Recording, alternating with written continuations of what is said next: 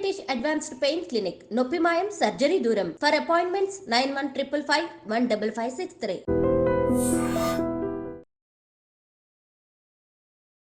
Hi, hello, నమస్తే, welcome to I dream. నేను journalist Pasha. IPL 2025కి సంబంధించి ఆప్షన్ గురించి క్రికెట్ ఫ్యాన్స్ అంతా చాలా ఈగర్గా వెయిట్ చేస్తున్నారు. అయితే యుఏఈ వేదికగా ఐపీఎల్ 2025కి సంబంధించి ఆప్షన్ అయితే స్టార్ట్ అయిపోయింది. 2 సెట్ల ప్లేయర్స్ని కూడా చాలా టీమ్స్ అయితే కొనుగోలు చేశాయి. అయితే ఇప్పటి వరకు ఆప్షన్లో అమ్ముడుపోయిన ప్లేయర్స్ గురించి, వాళ్ళకి దక్కిన ధర గురించి మాట్లాడుకుందాం. ఈరోజు మనతో పాటు చాణక్య గారు ఉన్నారు. సార్తో మాట్లాడి ఈ ఆప్షన్ గురించి డిస్కస్ చేద్దాం. Hi sir. హాయ్ పాషా భాయ్. ఆప్షన్ చూస్తూనే ఉన్నారు, 2 సెట్లు అయిపోయాయి. మనం అందరం ఎక్స్పెక్ట్ చేసినట్లే రిషబ్ పంత్కి చాలా హ్యూజ్ ప్రైజ్ అయితే వచ్చింది. కేఎల్ రాహుల్కి మాత్రం అనుకున్నంత ప్రైజ్ రాలేదు. వీటన్నిపైన డిస్కస్ చేద్దాం. ముందు రిషబ్ పంత్ గురించి మాట్లాడుకుంటే 27 crores అయితే తనకు వచ్చింది. దీనిపైన ఏమంటారు? ఆ టీం బై చేసుకున్న టీంకి ఎంతవరకు బెనిఫిట్ అవుద్ది ఇచ్చిన అమౌంట్ గురించి? ఈ ఐపీఎల్ ఆప్షన్ గురించి అయితే ప్రతి ఒక్కరూ ఈగర్గా వెయిట్ చేస్తూ ఉన్నారు. అండ్ మ్యాచ్కి ఎలాంటి వ్యూస్ అయితే ఎక్స్పెక్ట్ చేస్తారో ఆప్షన్కి అంతకు బీట్ అయ్యేటట్టు కూడా వ్యూస్ అందరూ కూడా ఈగర్గా వెయిట్ చేస్తున్నారు. ఏ ప్లేయర్ ఏ టీంలోకి వెళ్తాడు, మన ఫేవరెట్ టీంలోకి వస్తాడా అని చెప్పేసి దేశ నలుమూలలో ఉన్న ఐపీఎల్ ఫ్యాన్స్ అందరూ కూడా ఎదురు చూస్తున్నట్టే మనం ముందుగానే ఎక్స్పెక్ట్ చేసాం. రిషబ్ పంత్కి మాత్రం ఖచ్చితంగా ఒక టాప్ బైకి వెళ్తాడు అని చెప్పేసి. అండ్ వాళ్ళ ప్లాన్స్కి తగ్గట్టు ఏ టీమ్స్కి అయితే కీపర్ కమ్ అలాగే కెప్టెన్ ఎవరికైతే లేదో అలాంటి టీమ్స్ మెయిన్గా రిషబ్ పంత్ కోసం టార్గెట్ చేస్తాయని అనుకున్నాము. అనుకున్నట్టుగానే రిషబ్ పంత్కి హయ్యెస్ట్ ప్రైస్ 27 crores. యుఏఈ వేదికగా జరుగుతున్న ఈ ఐపీఎల్ ఆప్షన్ అయితే మరి అంటే అక్కడ మన కోట్లను కుమ్మరిస్తున్నారు ప్లేయర్స్ మీద. నిజంగా అది మాత్రం ఎవ్వరు ఎక్స్పెక్ట్ చేయలేదు అంత ధర వస్తుందని. కానీ ఒక టైంలో అయితే ఆర్టీఎం యూజ్ చేయకుండా ఉన్నప్పుడైతే మరి ఎస్ఆర్హెచ్ అండ్ దాంతోపాటు కూడా లక్నో అండ్ ఆర్సీబీ ఆ 2 కూడా రిషబ్ పంత్ కోసం బాగా పోటీ పడ్డా కానీ ఫైనల్గా ఎస్ఆర్హెచ్ వచ్చి ఆ ధరను కూడా పెంచుతూ 20 వరకు తీసుకొని వచ్చిన తర్వాత అక్కడ ఆర్సీబీ కానీ మిగతా లక్నో టీం వచ్చి కొనుక్కుంటారేమో అనుకున్నప్పుడు మరి ఆర్టీఎం ఒక బ్రహ్మాస్త్రాన్ని యూజ్ చేసి 20.75 ఉన్నది అది కాస్త 27 crores లక్నో కోట్ చేసింది. చాలా హ్యూజ్ అమౌంట్. ఎస్, మరి ఐపీఎల్ హిస్టరీలోనే హైయెస్ట్ అమౌంట్ ఇది. అయితే లక్నోలో ఆల్రెడీ నికోలస్ పూరన్ ఉన్నాడు, తను కూడా వికెట్ కీపర్ బ్యాట్స్మెన్. మరి పంత్ కూడా వికెట్ కీపర్ బ్యాట్స్మెనే కదా.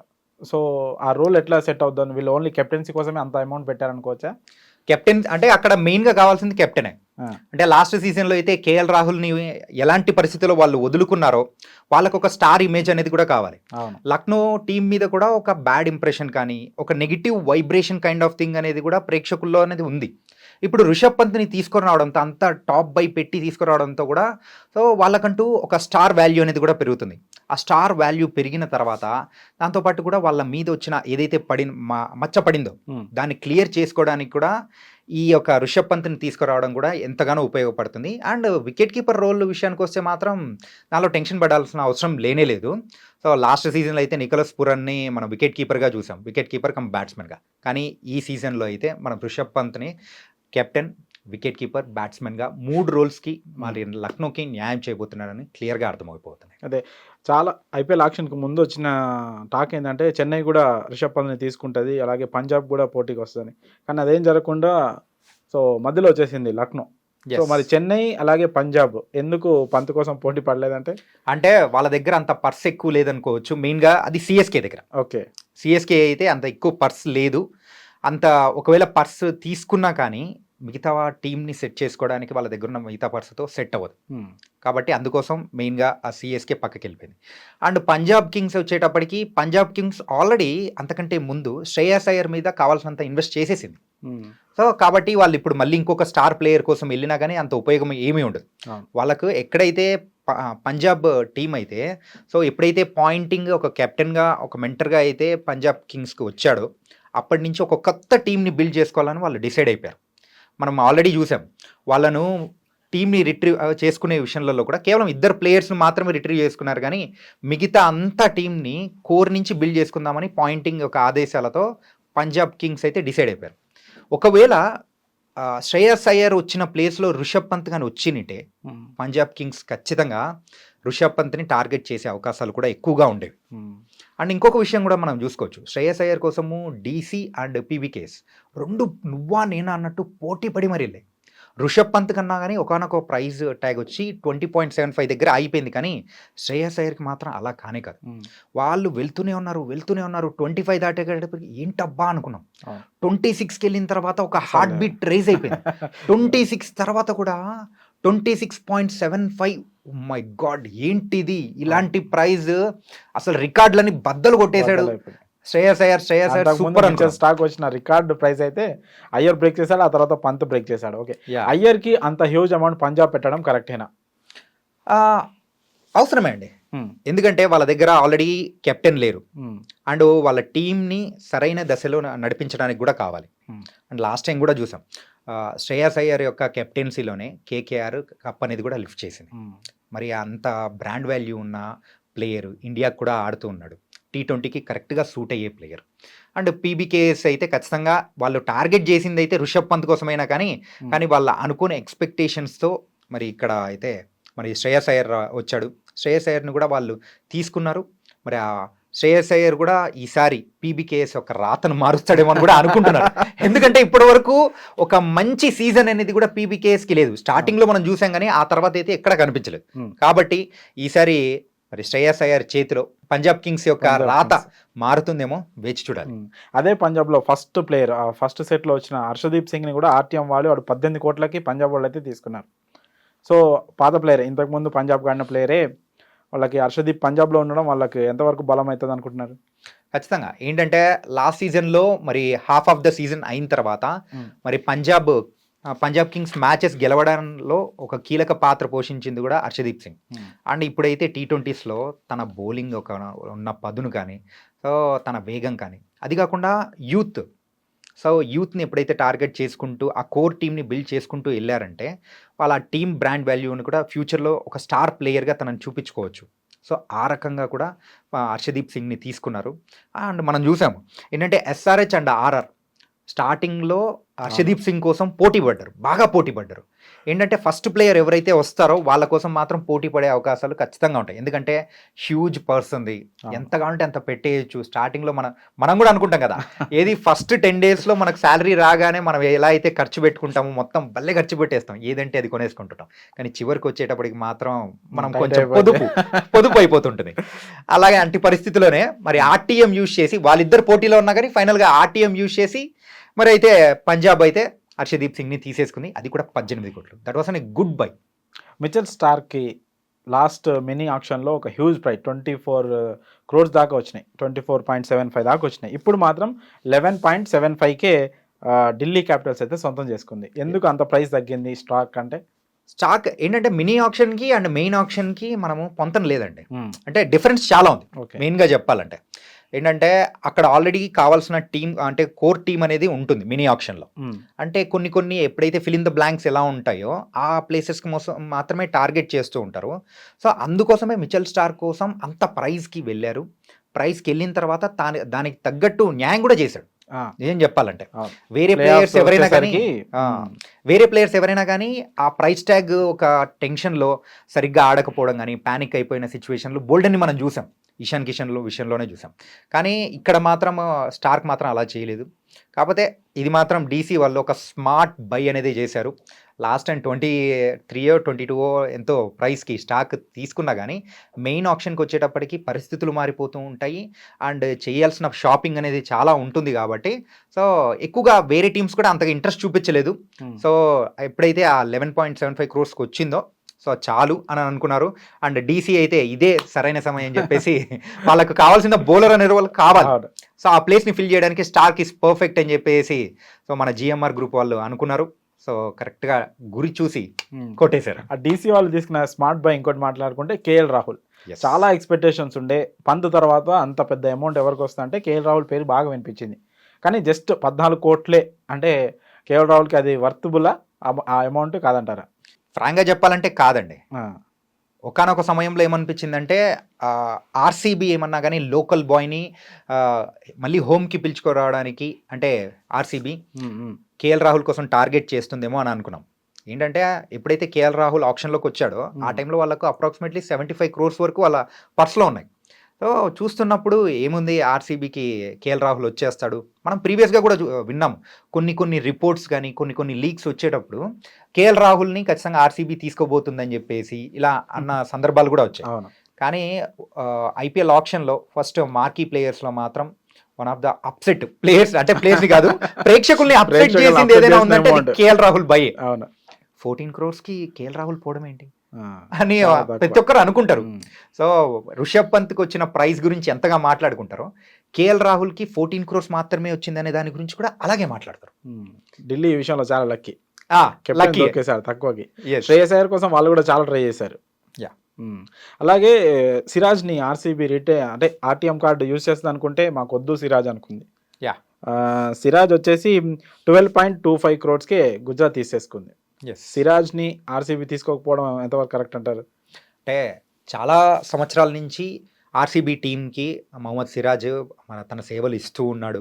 కాకపోతే ఈసారి ఎందుకో ఆర్సీబీ యొక్క మైండ్ సెట్ అనేది కూడా కంప్లీట్గా మారినట్టు కూడా అనిపిస్తుంది.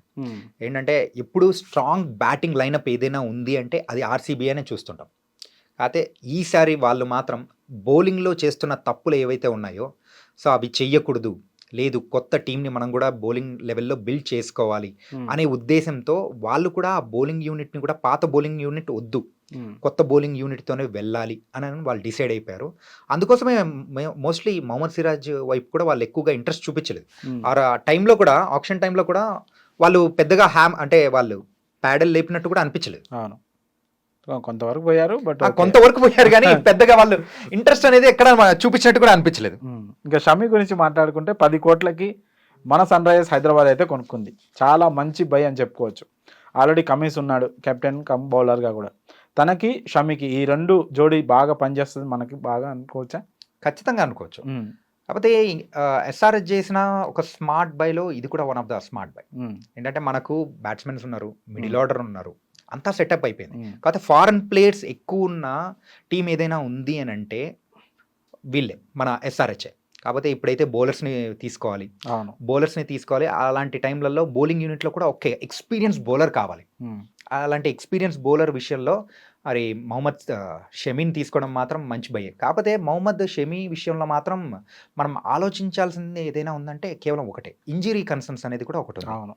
సో లాస్ట్ సీజన్ ఆడాడు, బాగానే ఉంది. కాకపోతే ఆ తర్వాత మరి నేషనల్ టీంలోకి రావాల్సిన మహమ్మద్ షమీ ఎక్కువగా రాలేకపోయాడు, ఇంజరీ కన్సర్న్స్ ఉండడం వల్ల. సో తను కూడా ఆడలేకపోయాడు. కాకపోతే రీసెంట్ టైమ్స్లో కూడా మనం అయితే రంజీ టీమ్స్లో కూడా ఆడుతూ ఉన్నాడు. రంజీ టీమ్స్లో ఆడుతున్నా కానీ ఏమవుతుందంటే తన బౌలింగ్ యాక్షన్ అంతా సూపర్గా ఉంది, వికెట్లు తీస్తున్నాడు. కానీ ఆ రన్నింగ్ ఏదైతే రన్అప్ ఉంటుందో ఆ రన్అప్ తగ్గించడం కానీ ఇలాంటివన్నీ ఉండడంతో ఆ ఫిట్నెస్ విషయంలో ఇంకా తను ఫిట్ అవ్వలేదా అని ఒక క్వశ్చన్ మార్క్ మాత్రం వస్తుంది. కానీ మహమ్మద్ షమీని తీసుకున్న తర్వాత వేరే ఎవరైనా కొత్త ప్లేయర్స్ని ఎవరైనా బౌలర్స్ని తీసుకున్నారంటే ఎస్ఆర్హెచ్ అంటే ఇక్కడ మహమ్మద్ షమీ యొక్క షాడోలో మిగతా వాళ్ళు గ్రూ అయ్యే అవకాశాలు మాత్రం ఖచ్చితంగా ఉంటుంది. దాని ద్వారా మరి రాబోయే కాలంలో కూడా ఎస్ఆర్హెచ్కి మంచి బౌలర్స్ దొరికే అవకాశాలు కూడా ఉన్నాయి. ఓకే, ఎస్ఆర్హెచ్లో బ్యాటింగ్ చాలా బలంగా స్ట్రాంగ్గా ఉంది. ఆ రిటెన్షన్తోనే అర్థమైపోయింది. బౌలింగ్లో ఇప్పుడు ఆల్రెడీ కమిన్స్ ఉన్నాడు, ఇప్పుడు షమీని తీసుకున్నాడు. కానీ ఒక స్పిన్నర్, క్వాలిటీ స్పిన్నర్ కావాలి ఆ నీడ్ మనకి ఎస్ఆర్హెచ్కి ఉంది. దానికోసం చాలా పోటీగా ఆక్షన్లో పాల్గొన్నారు. కానీ ఎస్ఆర్హెచ్ వాళ్ళు లాస్ట్కి వదిలేశారు. 18 కోట్లకి పంజాబ్ వాళ్ళు చాహల్ని తీసుకున్నారు. చాహల్కి 18 కోట్లు అంటే ఎలా అనిపించింది మీకు? అంత పెద్ద అమౌంట్ చాహల్ కోసం పెట్టచ్చండి. ఏంటంటే ప్రీవియస్ తను ఆడిన మ్యాచెస్లో కూడా ఎక్కువగా వికెట్ టేకింగ్ స్పిన్నర్స్ ఎవరైనా ఉన్నారంటే అందులో టాప్ 3లో ఖచ్చితంగా చహల్ ఉన్నాడు. మెయిన్గా ఐపీఎల్ విషయానికి వచ్చేటప్పటికి సో నేషనల్ టీంలో అయితే తను ప్లేస్ దక్కించలేకపోతున్నాడనే ఒక బాధ అయితే ఖచ్చితంగా ఉంటుందేమో. కానీ ఐపీఎల్ విషయానికి వచ్చేటప్పటికి మాత్రం తనకు ఏ ప్రైస్ ట్యాగ్ పెట్టినా కానీ దానికి తగ్గ న్యాయం అయితే మరి చహల్ చేస్తూ ఉన్నాడు. అండ్ చాలాసార్లు కూడా పర్పుల్ క్యాప్ గెలుచుకునే అవకాశాలు అనేది కూడా ఉన్నాయి. అండ్ ఒకవేళ ఆర్ఆర్ దగ్గర పర్స్ వాల్యూ అనేది కూడా ఎక్కువగా ఉండి ఒకవేళ ఆర్టీఎం ఆప్షన్ ఏదైనా ఉండింటే మాత్రం ఖచ్చితంగా ఆ చహల్ని అంటే బ్రింగ్ బ్యాక్ చహల్ అనే ఉండేదేమో అవకాశాలు. అని వాళ్ళ దగ్గర కూడా 41 crores ఉండడంతో చహల్ని కూడా పెద్దగా ఇంట్రెస్ట్ చూపించలేదు. ఆ స్పిన్నర్స్ విషయంలో మనం లాస్ట్ టైం చూసాం, ఆర్ఆర్ విషయంలో అయితే చహల్ అండ్ అశ్విన్ ఆ 2 స్పిన్ డియోస్ మాత్రం చాలా వరకు మరి ఆర్ఆర్ టీంకి విజయాన్ని దక్కబెట్టడంలో వాళ్ళు కూడా మంచి కీలక పాత్ర అనేది పోషించారు. ఈసారి వాళ్ళు లేని లోటు మాత్రం ఆర్ఆర్కి తెలుస్తూ ఉంది. అండ్ ఒక స్మార్ట్ బై చేయడంతోనే మరి పంజాబ్ కింగ్స్ అయితే 18 కోట్లు పెట్టి చహల్ని కూడా తీసుకున్నారు. మనం ముందే చెప్పుకున్నాం కదా, పంజాబ్ టీం అయితే కంప్లీట్గా స్క్రాచ్ నుంచి బిల్డ్ చేసుకోవాలని అనుకుంటున్నారు కాబట్టి అక్కడ స్పిన్నర్స్ విషయంలో కూడా వాళ్ళు ఎంత ప్రైజ్ అయినా రాని పెట్టాలి, తీసుకోవాలి అనే విషయంలో అయితే వాళ్ళు డిసైడ్ అయిపోయినారు. దాంతో 18 కోట్లయింది, 20 కోట్లైనా కానీ పోయి మేము తీసేసుకుంటామని డిసైడ్ అయిపోయారు. ఇంకా ఆర్సీబీ తీసుకున్న ఒక ప్లేయర్ గురించి మాట్లాడుకుంటే, లైమ్ లివింగ్ స్టోన్ గురించి మాట్లాడుకుంటే 8.75 crores అయితే లివింగ్ స్టోన్ కోసం అయితే పెట్టింది, ఆల్రౌండర్ కోసం. సో లాస్ట్ సీజన్ చూసుకుంటే లివింగ్ స్టోన్ అంత బాగా పోలేదు. సో ఆర్సీబీ డిసిషన్ ఎంతవరకు కరెక్ట్ అంటారు? ఆర్సీబీ బ్యాటింగ్ విషయానికి వచ్చేటప్పటికి ఎవరైనా ఒక పెద్ద హిట్టర్ కావాలని అని వాళ్ళు అనుకుంటారు. మనం చూసాం డూప్లెసిస్ కానీ, గ్లెన్ మ్యాక్స్వెల్ కానీ, అండ్ మిడిల్ ఆర్డర్లో మెయిన్గా గ్లెన్ మ్యాక్స్వెల్ మిస్ అయిపోవడంతో మరి ఆ ప్లేస్ని ఎవరైనా ఫిల్ చేసే వాళ్ళు కావాలి అనుకున్న టైప్లో లివింగ్స్టన్ కోసం వెళ్ళారని అనిపిస్తోంది. అండ్ వాళ్ళు కూడా తక్కువ ప్రైస్కే లివింగ్స్టన్ని కూడా తీసేసుకున్నారు. 8.75 మిడిల్ ఆర్డర్లో ఒక ఇంగ్లాండ్ ప్లేయర్ 8.75 crores దొరకడం, అది కూడా మిడిల్ ఆర్డర్లో తను బౌలింగ్ చేయగలుగుతాడు, ఒక పార్ట్ టైం బౌలర్గా ఉంటాడు. అండ్ దాంతోపాటు మరి హిట్టింగ్ కూడా చాలా బాగా చేయగలుగుతాడు. తనదైన రోజు చూసుకుంటే లాస్ట్ సీజన్ కానీ అంతకుముందు సీజన్ కానీ అంత మంచి పర్ఫార్మెన్స్ లేదు. లాస్ట్ సీజన్లో అయితే 7 matches ఆడితే ఒక్క 50 కూడా లేదు.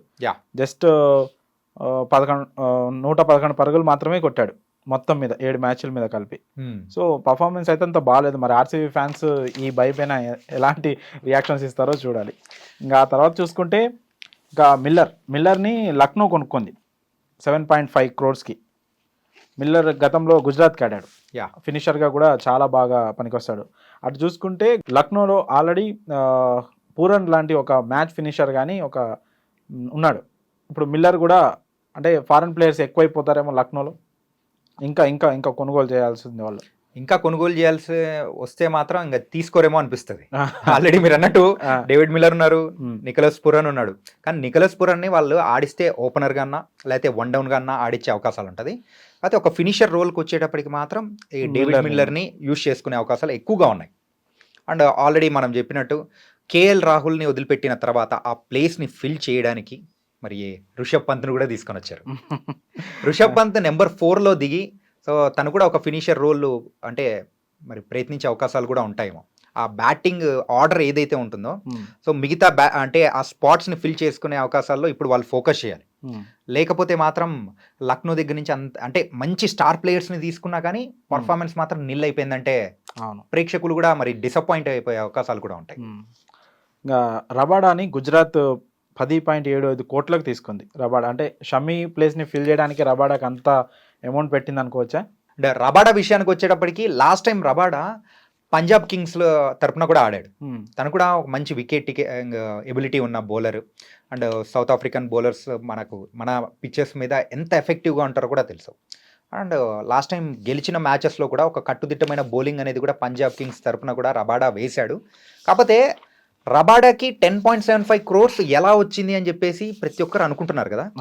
కాకపోతే ఇందులో ఒక చిన్న మతలబు ఉంది. ఏంటంటే మనం ఇందాకే అనుకున్నాం, మన దగ్గర డబ్బులు ఎక్కువగా ఉన్నప్పుడు స్టార్టింగ్లో ఎవరు వచ్చినా కానీ తీసుకోవాలనే ఆతృత ఖచ్చితంగా ఉంటుంది. మరి ఫస్ట్ సెట్లో సెకండ్ ప్లేయర్గా వచ్చాడు రబాడా. దాంతో అప్పుడు ఎంఐ పోటీ పడింది, అండ్ దాంతో పాటు కూడా జీటీ పోటీ పడింది. వీళ్ళిద్దరే కాదన్నట్టు ఆర్సీబీ కూడా వచ్చి పార్టీలో జాయిన్ అయింది. సో వీళ్ళ ముగ్గురు మధ్య కూడా నేను అని చెప్పేసి పెడల్ లేపుకుంటూ వెళ్ళిపోయారు. పెడల్ లేపుకుంటూ వెళ్ళినా కానీ సో ఫైనల్గా జీటీ అయితే 10.75 crores దగ్గర ఆగిపోయింది. అండ్ ఎక్కువగా మన వాళ్ళు లోకల్ ప్లేయర్ మీద పెట్టడానికి అంటే డబ్బులు ఎక్కువ పెట్టడానికి ఇష్టపడతారేమో, కానీ ఫారెన్ ప్లేయర్స్ మీద అది కూడా మెయిన్ ఆప్షన్లో డబ్బులు పెట్టడానికి ఎక్కువగా వెళ్ళే అవకాశాలు ఉండవు. ఎందుకంటే అక్కడ వాళ్ళ అంటే ఎంతమందిని తీసుకున్నా కానీ ఓన్లీ 4 spots ఆడించాల్సింది. ఎక్కువ మంది ఫారెన్ ప్లేయర్స్ అయిపోయారనుకోండి, ఎవరిని ఆడించాలనే కన్ఫ్యూజన్ అనేది కూడా ఉంటుంది. లాస్ట్ టైం ఎస్ఆర్హెచ్ విషయంలో కూడా ఏంటంటే గ్లెన్ ఫిలిప్ ఉన్నాడు. సో చాలా మంచి ప్లేయర్, ఒక 3D డైమెన్షనల్ ఉన్న ప్లేయర్ అనమాట. కీపింగ్ చేయగలుగుతాడు, బ్యాటింగ్ చేయగలుగుతాడు, ఫీల్డింగ్ చేయగలుగుతాడు, బౌలింగ్ చేయగలుగుతాడు. అంటే 4D, ఈ 4 dimensional ఉన్న ప్లేయర్ చాలా అరుదుగా ఉంటాడు. సో అన్ని డైమెన్షన్లు ఉన్న ప్లేయర్ని ఎక్కడ ఫిట్ చేయాలనో అర్థం కాక తనని బెంచ్ మీదే పెట్టేశారు. కేవలం ఒక్క మ్యాచ్ ఏమో ఆడిచ్చారు అంతే. వేరే మ్యాచ్లలో అంటే ఫిట్ చేయడానికి వాళ్ళ వల్ల కాలేదు, టీమ్ కాంబినేషన్ కుదరలేదు. సో దానివల్ల కాబట్టి ఇంకా ఫారెన్ ప్లేయర్స్ మీద ఈ మెయిన్ ఆప్షన్లో అంటే డబ్బులు ఎక్కువ ఖర్చు పెట్టడానికి ఇష్టపడలేదు. అందుకే స్టార్కు కూడా వన్ ఆఫ్ ద ఎగ్జాంపుల్ అయింది. ఇప్పుడు రబాడా కూడా అండ్ తన దగ్గర నుంచి కూడా కొంచెం ఇంజురీ కన్సర్న్స్ అనేది కూడా ఉన్నాయి. సో ఈసారి అవి కూడా ఉండకపోవచ్చేమో. ఓకే. జోస్ బట్లర్ గురించి మాట్లాడుకుంటే 15.75 crores గుజరాత్ అయితే పెట్టింది తన పైన. ఓపెనర్గా ఆడిస్తుంది. శుభ్మన్ గిల్తో కలిసి బట్లర్ ఓపెనర్గా వస్తే ఆ కాంబినేషన్ అదిరిపోయింది అనుకోవచ్చా? ఖచ్చితంగా. ఏంటంటే రాజస్థాన్ రాయల్స్లో మరి తను ఎలాంటి మ్యాచెస్ గెలిపించాడో మనం కూడా చూసాం. Yashasvi Jaiswal and Jos Buttler వీళ్ళిద్దరు కాంబినేషన్ ఉన్న అన్ని ఓపెనింగ్ పార్ట్నర్షిప్లో కల్లా so the best opening partners ఎవరైనా ఉన్నారంటే వీళ్ళిద్దరే. అలాంటిది ఇప్పుడు ఆ లోటుని ఆర్ఆర్ ఎలా ఫిల్ చేస్తుందో వెయిట్ చేయాలి. ఎందుకంటే యశస్వి జైస్వాల్ని వాళ్ళు రిటైన్ చేస్తారు. రిటైన్ చేసుకున్న తర్వాత తనకు పార్ట్నర్గా జాస్ బట్లర్ లేకపోవడం పెద్ద లోటే. ఇప్పుడు శుభ్మన్ గిల్ అండ్ అలాగే తనతో పాటు కూడా జాస్ బట్లర్, సో ఇద్దరు రైట్ హ్యాండ్ బ్యాట్స్మెన్స్. వాళ్ళిద్దరు కాంబినేషన్ ఎలా ఉంటుందో కూడా చూడాలి. ఒకరు నిప్పు అయితే ఇంకొకరు ఫైర్. సో ఆ ఇద్దరు కాంబినేషన్ మన RRRలో మనం చెప్పుకుంటుంటాం కదా, అలాంటి combination opening partnership. Yes, water and fire ఆ కాంబినేషన్ జీటీ ఓపెనింగ్ పార్ట్నర్షిప్లో మనం చూడొచ్చు. తనకు పెట్టిన ప్రైస్ ట్యాగ్ అయితే సో అంటే తనకు వర్తబుల్లే. ఎందుకంటే సో తను ఎంత విధ్వంసకరమైన బ్యాట్స్మెన్ మనం చూసాము. అది కాకుండా ఒక కెప్టెన్సీ మెటీరియల్ కూడా తను. ఒకవేళ బ్యాటింగే కాకుండా ఎవరైనా కానీ కెప్టెన్, ఒకవేళ శుభ్మన్ గిల్ కెప్టెన్గా కాకుండా సో ఏదైనా ఇంజురీ కన్సర్న్స్ ఏదైనా ఉన్నా కానీ సో ఆపద్ బాంధవ్ కెప్టెన్లా కూడా తను అయితే వేరే వాళ్ళు ఎవరైనా కానీ పోటీ పడి ఇంకా ఎక్కువ ప్రైస్ పెంచుతారేమో అనుకున్నా కానీ ఆ 15.75 దగ్గరే జాస్ బట్లర్ దొరికేయడం నిజంగా జీటీకి అదృష్టమే. ఓకే, ఇప్పటి వరకు అయితే 12 మంది ప్లేయర్లు అయితే ఆక్షన్లోకి వచ్చి బై అయిపోయారు. చూడాలి ఇంకా టీమ్స్ ఎవరెవరిని తీసుకుంటాయి, ఏ టీం ఎలా స్ట్రాంగ్ అవుతుందంటే పూర్తి యాక్షన్ అయితే మనకు ఒక అవగాహన అయితే వస్తుంది. Thank you sir, thank you so much. Thank you.